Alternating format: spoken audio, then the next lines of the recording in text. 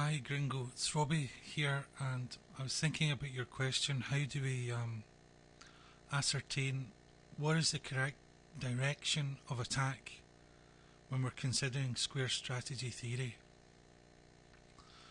And the answer is that the direction of attack is generally based upon weak squares, generally the weak base squares.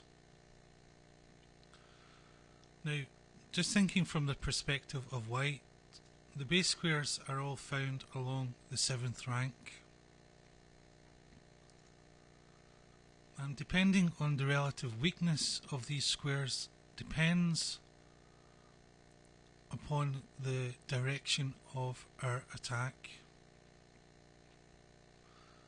Now, I don't know if I explained it elsewhere in other videos, but each of these base squares has associated with it what International Bangiav terms the control zone. So, for example, if we wanted to infiltrate the square A7, then its control zone are these squares here: D4, B4, A5, C5, B6 and A7. And we can do the same for each one of these base squares along the 7th rank. If we're wanting, for example, we've spotted a weakness on B7 and we want to infiltrate in this square, then it has with it the associated colour complex. These squares here, this is the control zone. All we do is look at the base square and take it back to the centre. And here we can see the squares that we need to control. In the case of F7, it's of course white, so we take it back to the centre, the E4 square, and these are what Bangiav terms the control zone for the F7 square. And these are the squares that we are seeking to control, remove pieces of our opponent which are controlling them, so that we can infiltrate on the base square. And what I thought I could do is just provide an example of that. Sometimes we get a pawn formation that looks something like this from our opponent, and they have played their bishop out, say, to F5 and locked the pawn chain with a move like this. And we can see that the B7 square becomes particularly weak because of that. Sometimes there'll be a rook here, sometimes a knight here, perhaps a queen even here. We can see that the square has absolutely no defender, and this bishop cannot get back to defend it, and it's weak. Well, we therefore formulate an attack against this base square B7. And of course the squares we're seeking to control are these squares here. This is the control zone for the square B7.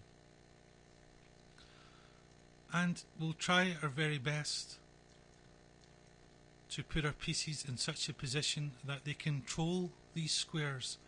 We'll try our best to exchange off pieces which have influence over these squares.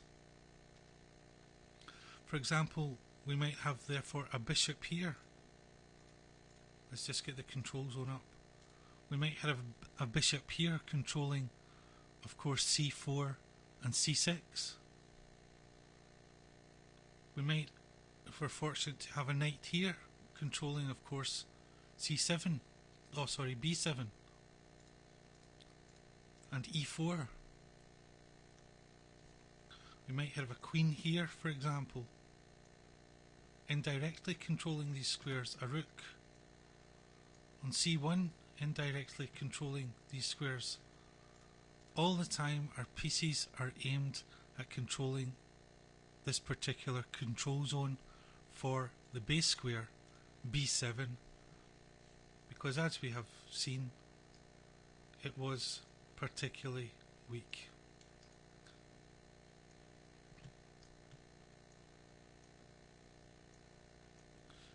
In this instance. And I have a game that I'd like to share with you just to illustrate the concept in its entirety.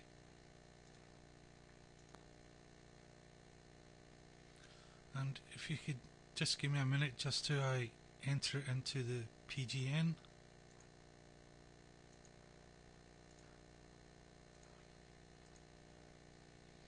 And we can have a look at this game.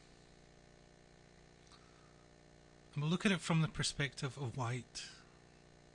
White starts D4, setting up the D4 area. And looking at the base squares, we can see there's a weakness on C7, so it's D4 strategy in the direction of C5 black squares, and there's a weakness on F7, D4 strategy in the direction of E5 white squares. But it's very early stages yet, so we don't really know what, of course, black is going to do. Game continued D5, C4, C6, Slav defense, E3, knight F6, knight F3, bishop F5, pawn takes, knight C3, E6. And now that this bishop is locked in behind the pawn chain, we can see how weak the pawn on B7 is. And if we trace B7 back to the centre, it's of course a white square, so we trace it all the way back to the E4 square. We can see that this is the control zone. We want to infiltrate on B7, and these are the squares that we need to control in order to do that. It's of course a D4 strategy in the direction of C5, and it's white squares. So we're going to simply try and keep a grip of our own D4 area and attack these light squares on the queen side.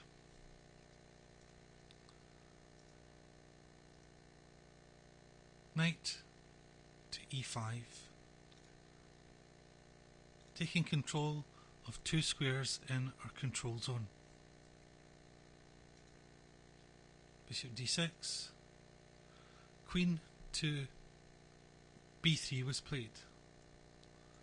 We now control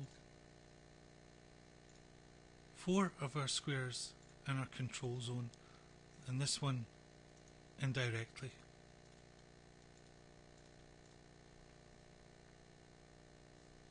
Of course, this is the square here that we're seeking to infiltrate.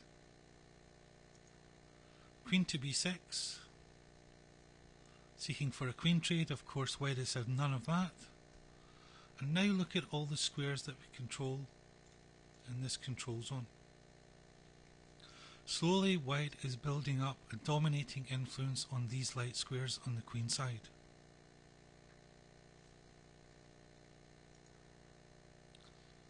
Knight to D7. And here, white plays a rather interesting move. He plays knight takes D7. And you might wonder why. Because this knight was, of course, it wasn't influencing our light squared complex that we're trying to infiltrate. It was, of course, influencing the dark squares. But the reason for this is purely tactical, because after knight takes is very, very hard, very difficult for black to castle. Because if he does so, this knight will simply be lost. So it was for tactical reasons. Bishop D2, rook C8, castles, Bishop goes back. And this is a really excellent move, f4, because although we're seeking to attack and infiltrate these light squares, what this move does is it prevents this knight coming to e5. It prevents any idea of breaking in the centre and attacking our own d4 complex. Because if a knight came here, obviously it would have some influence on these light squares that we're seeking to protect. So it's a prophylactic move, and it's a really, really beautiful move, I think, myself personally. Queen d6. Again, rook comes to the open file, indirectly influencing these light squares.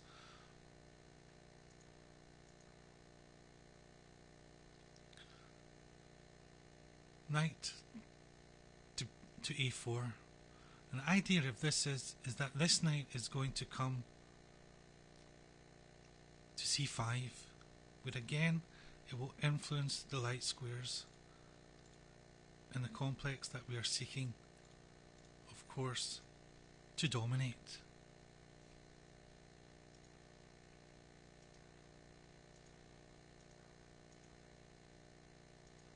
And the bishop gives itself up for the knight. And of course the knight is now ready to come into c5.